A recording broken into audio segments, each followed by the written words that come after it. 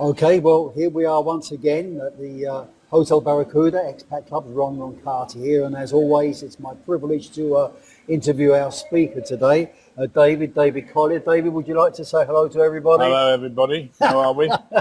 Really good, right? But he heads up the Canterbury Bookshop, a very, very interesting background and everything, but you really started off by how you actually started off Canterbury Books. Would you like to just cover that? Yes, well, we started really as Canterbury Tales Cafe. That was it. And we had rooms for rent, and we did a lot of breakfasts and meals and so on.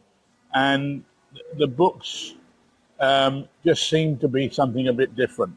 And I started going around the other bookshops, and basically they were quite busy, and I knew that if you have the best books, you're going to have a lot of customers. Yeah. So we went towards the books and away from food, because everybody was doing food all of a sudden. And, it's everywhere. And there wasn't many bookshops, and now we're the only one just about. No, very good. And then obviously, look, people can see you in a wheelchair, but you spoke about your current illness. If you'd just like to talk a little bit about that. Yeah, my illness is quite certainly rare in Thailand, and it's called inclusion body myositis. Whoa. Yeah, and nobody's ever heard of it. Even the neurologist at the Bangkok Pattaya Hospital had never heard of it. And they never ever found a specialist, and there's no treatment and no cure. Wow. It should be called frustration. It would be. Because it's a very slow progression, and I've been in the wheelchair now about 6 years. You said that, yes. And I can't even begin to tell you how frustrating it is. And, it would be. And I try and keep I seem to have a reasonably strong will to deal with it.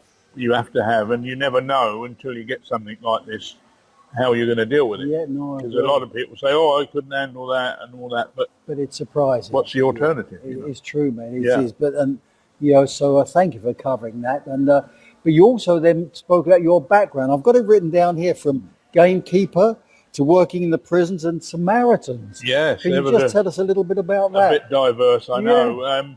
Well, I started off as a child egg collecting. As we did when we were kids. Yeah.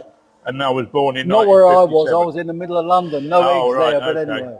Well, I was in the countryside and we collected birds' eggs, and the old gamekeeper used to catch us and give us a clip round the ear hole. Yeah.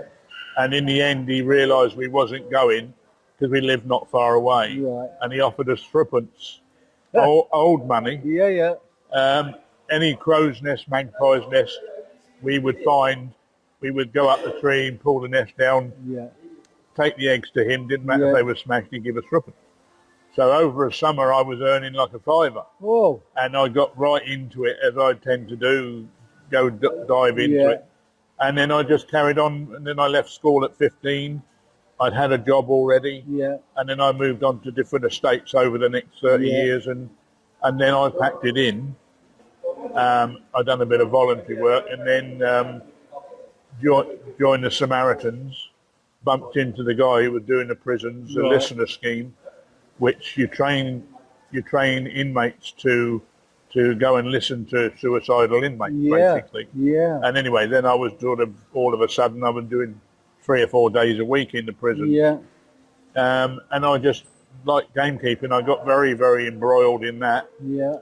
And that went on for several years, and I got involved in some or debt collectors and all sorts of stuff. Been there as well. Anyway, 2003, I scarpered to Thailand. Well, good for you. And I've only been back once in that 21 years. So. Don't blame you. Don't blame you. But anyway, you said came to Thai, but then now after all of this, you've decided to write a book. Is that right? Yeah, The Gamekeeper. Yeah. Yeah. So tell us a little bit about the book and. Right. Well, The Gamekeeper is pretty much fiction from a true story. Okay. I've had to, because there's 1 or 2 bits in there. For example, there's the guy who had the taxi firm in Canterbury was shot with a shotgun, 2 barrels, and murdered, and it's still a cold case. Yes. And there's a couple of bits about that that nobody knows about, and I was involved with the police and stuff, because I was looking after Mick when he was in prison. And it's all in the book, and I won't spoil it. Don't. That was, that's in the book. I wanted to get that story out. Good. And the whole era of that, when I was running running around deck collectors Yeah. was quite an adventure. No, I can imagine. I went to various parts of the world with this guy called Harry. Yeah. He was Turkish, and he moved to America when I moved to Thailand. And the other one, Bob, another deck collector, he came here, but he got too much partying. And you know, so on. So, but yeah, and I'm still here. All of that's in the book. It's all in the book. But it's interesting because one of our members, during it, we have a Q&A session. One of our members actually put his hand up and said that he bought it. Yeah. And I've written it down. Was fascinating reading. So you've already got a good recommendation there. Yeah, I mean, we as I said upstairs, the only one who, the only criticism, not a criticism, a guy contacted me had a moan about me killing cats when that was part of the gamekeeping. You mentioned that. Yeah, and as I say, he's a cat lover. Yeah. So then I said, well, so did you actually enjoy the book as a book? That's the Oh, one. he said it was great, fascinating, and all that. Good. But he said I can't condone killing cats because I'm a cat lover. Well, fair enough. But absolutely, and we don't go in your front room and shoot cats that are sitting on your lap. Okay, fair They're enough. cats that are hunting pheasants and Yeah, good, mate. But songbirds and But stuff. very, very interesting. And then right at the end, because you've moved your premises, we were trying to clarify exactly where you are now. So Sure. for the people that are watching, that would like to come along to your bookstore and experience all the books, explain exactly where you are. Right, we're effectively, according to Google Maps, 11 minutes walk from the old store. So if you come up to Third Road from the old shop, Right, and just clarify where the old shop was. right, in because Soy Chayapoon, Okay, yes. Soy Pothole, Yeah, if you come up to Third Road, right. turn left, Yes. go 100 metres, turn right, Yeah. where the old Cherry restaurant used to be. Yes. A lot of people Oh, still yeah, remember. yes, of course. And then you go just a few yards and you turn right again. Yes. That's Soy Bangkok.